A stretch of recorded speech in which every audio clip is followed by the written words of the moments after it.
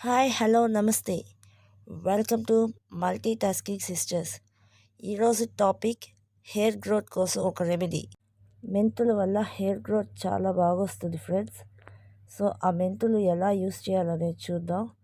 నేను మెంతుల్ని ముందు రోజు నైటే నానబెట్టుకునేసాను ఫ్రెండ్స్. ఆ క్లిప్ మిస్ అయింది. అలా నానబెట్టుకున్న మెంతుల్ని మరుసటి రోజు ఉదయం యూస్ చేసుకోవాలి. అది ఎలా అంటే, మీరు ముందు రోజు నీళ్ళు పోసి నానబెడతారు కదా, ఆ నీళ్ళని సపరేట్ చేసేసి మెంతుల్ని సపరేట్ చేసుకోవాలి. ఇలా టీ స్ట్రైనర్ యూస్ చేసి ఈ మెంతుల్ని నీళ్ళని సపరేట్ చేశాక ఆ నీళ్ళని తీసి సపరేట్గా ఉంచండి ఫ్రెండ్స్. ఆ నీళ్ళు ఎలా యూస్ అవుతాయో నేను తర్వాత చెప్తాను. ఆ నీళ్ళని వేస్ట్ చేసుకోవద్దు. అలాగే సపరేట్ చేసుకున్న మెంతుల్ని తీసి మిక్సీ జార్లో వేసి మిక్సీ పట్టుకోండి. ఫస్ట్ వాటర్ ఏం యాడ్ చేయకుండా ఉత్తి మెంతుల్ని మాత్రమే ఒకసారి మిక్సీ పట్టండి. అలా మిక్సీ పట్టిన తర్వాత ఆ పేస్ట్ కొంచెం గట్టిగా ఉంటుంది ఫ్రెండ్స్. అప్పుడు దాంట్లో కొద్దిగా ఇంతకుముందు మీరు సపరేట్గా ఉంచుకున్నారు కదా వాటర్, అవి యాడ్ చేసి మిక్సీ పట్టుకోండి. అప్పుడు కొంచెం పేస్ట్ సాఫ్ట్ అవుతుంది.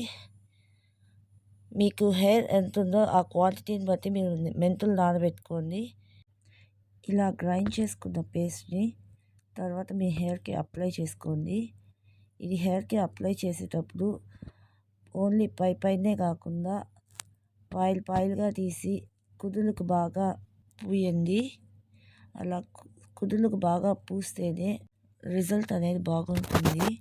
లేదంటే మీకు అంత మంచి రిజల్ట్ రాదు ఫ్రెండ్స్. సో పూసేటప్పుడు చాలా బాగా పూయండి.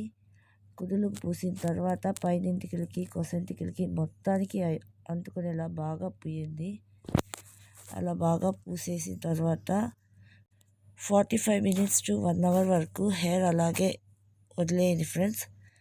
ఒక 1 hour తర్వాత హెడ్ బాత్ చేయండి. హెడ్ బాత్ చేసేటప్పుడు షాంపులో ఇంతకుముందు మెంతులు నానబెట్టినప్పుడు నీళ్ళు సపరేట్గా ఉంచుకున్నారు కదా, ఆ నీళ్ళని షాంపులో కలిపి ఆ షాంపుతో హెడ్ బాత్ చేయండి. చాలా మంచిది.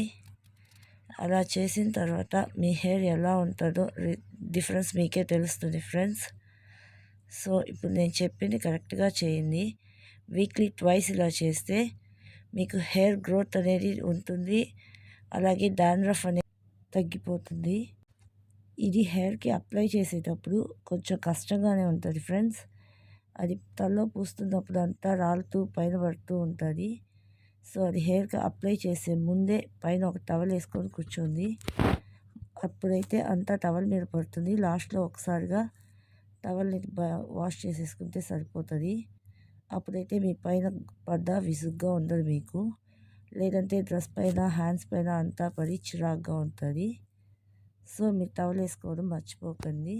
ఇలా హెయిర్ మొత్తం అప్లై చేసుకున్నాక మీ హెయిర్ని ఈ విధంగా రౌండ్గా చుట్టి పెట్టుకొని ఒక 1 hour అలాగే వదిలేయండి. ఆ తర్వాత హెడ్ బాత్ చేయండి. హెడ్ బాత్ చేసిన తర్వాత మీ హెయిర్ చూడండి ఫ్రెండ్స్ ఎంత బాగుందో. చాలా సాఫ్ట్గా కూడా వస్తుంది. దీనివల్ల హెయిర్ గ్రోత్ అనేది ఖచ్చితంగా ఉంటుంది ఫ్రెండ్స్.